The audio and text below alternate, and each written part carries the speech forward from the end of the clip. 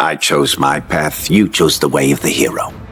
And they found you amusing for a while, the people of this city.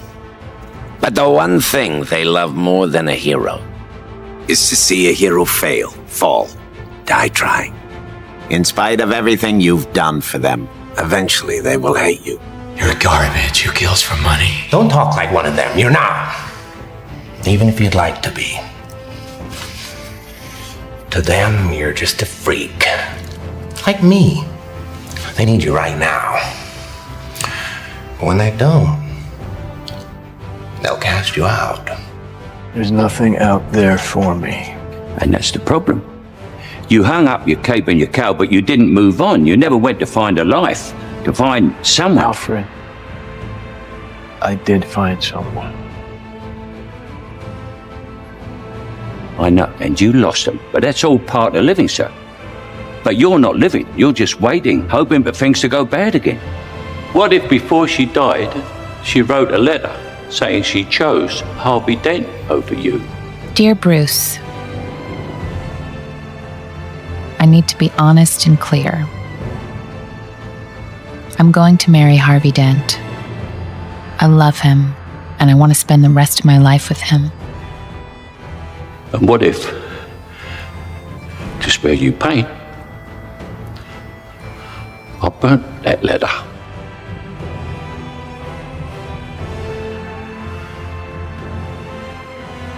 Not a lot of people know what it feels like, do they? Be angry in your bones. I mean, they understand. And foster parents, everybody understands. For a while. And then they want the angry little kid to do something he knows he can't do. Move on. So after a while, they stop understanding. You send the angry kid to a boys' home. I figured it out too late. You gotta learn to hide the anger and practice smiling in the mirror. It's like putting on a mask. So you showed up this one day in a cool car, pretty girl on your arm. We were so excited. Bruce Wayne, billionaire orphan. I mean, we used to make up stories about you, man. Legends. And you know, with the other kids, that's all it was, just stories. But right when I saw you, I knew who you really were. I'd seen that look on your face before. It's the same one I taught myself. I don't know why you took the fall for Dent's murder. But I'm still a believer in the Batman. Even if you're not.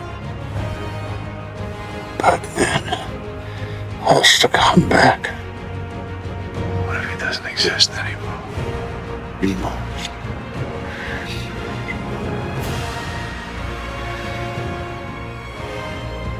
Let's get kids involved in the least of disciplines. One more, and then one more, and then another one, and then another one, and then some more. And the first thing you know, you're starting to weave the tapestry of a disciplined life into which you can pour more wisdom and more attitude and more strong feeling, more faith and more courage. Now you've got something, a vessel in which to put it. And now the equities start to flow. And the early return, I'm telling you, if you'll start this process, the early return will have you so excited, you'll commit yourself to this strategy for the rest of your life. You'll never go back to the old ways. Join a new crowd, join a new group. The disciplines to do it, take action.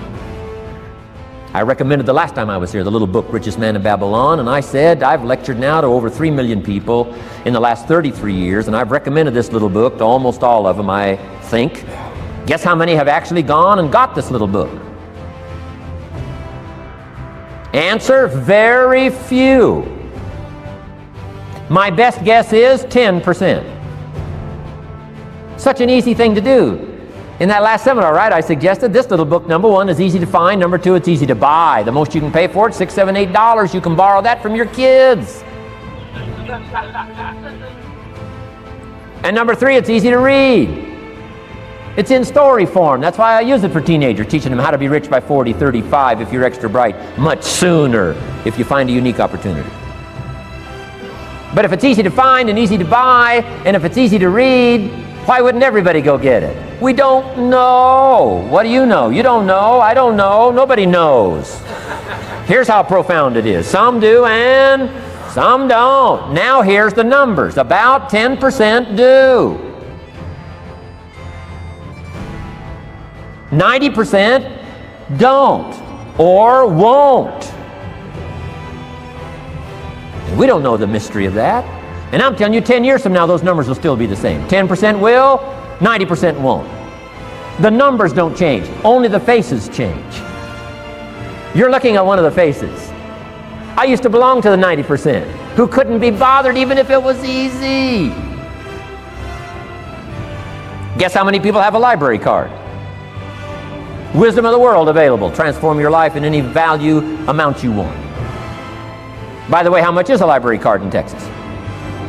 Free. Here's what free is. Easy. I mean, it can't be any easier than free. Somebody says, well, would you bring it by? Well, no. At least you got to go get it. No.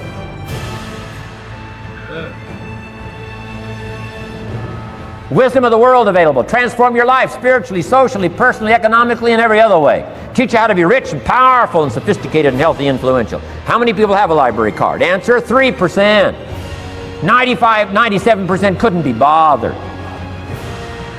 Guy specializes in happy hour, but he doesn't have a card.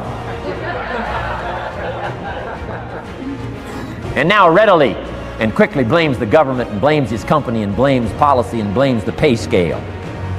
When if he only knew, if he joined the 3%, here's my advice to you today. Walk away from the 97%. Don't talk like they talk. Don't act like they act. Don't go where they go. Don't specialize in what they specialize in. Throw away the blame lists they cling to. Start you a new life.